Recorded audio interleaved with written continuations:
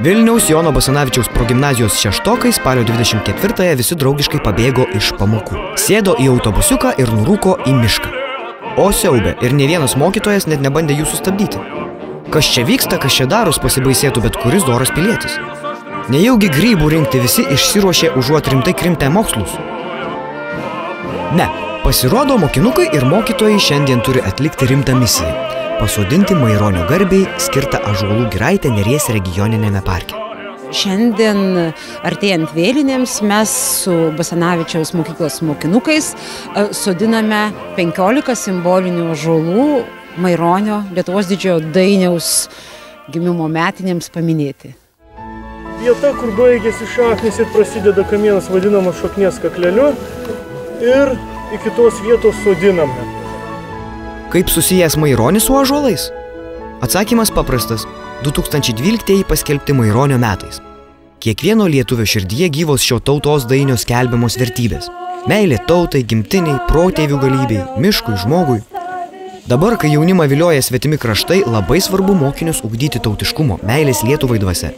Taip mano Jono Basanavičiaus progimnazijos mokytojai ir mokiniai. Jie įsitikinę, Maironis norėtų, kad Lietuvos girios sužaliuotų. Norėjau, kad vaikai, dalyvaudami tame projekte, labiau pažintum Lietuvą, žinotų didžius žmonės, prisimintų jos dainas, protėvius, žygius ir visą kitą, kas mūsų Lietuvą garsina.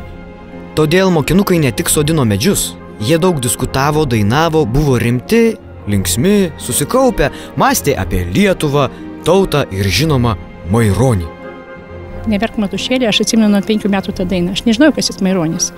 Mama vaikščiodavo po kiemą su kibirais ir eina ir dainuoja. Neverk Matušėlė arba Palinko liepą. Ir vieną kartą mes su broliu užlipom ant vežimo ir dainuojam. Mama, nedainuokit, negalima.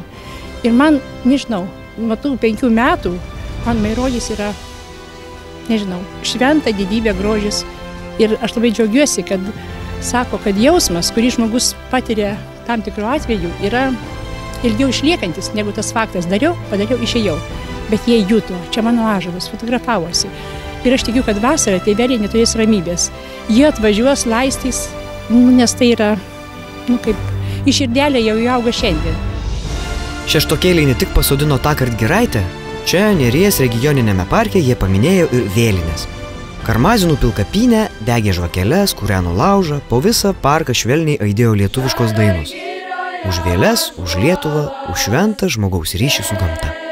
Aš stengiuosi, kad vaikai suprastų, kad tai yra, nežinau, gamta ir žmogus yra viena. Man tai dūšia taip yra. Ir jeigu pažins Lietuvą, mylės, jie bus energingi, aktyvus. Kaip sako upelis, jeigu jisai stovi vietoj, jisai surūksta, pelkė tampa. Aš stengiuosi vaikus išjudinti taip, kad jie eidami, darydami, kurdami, jaustų savo vertę kaip žmonės.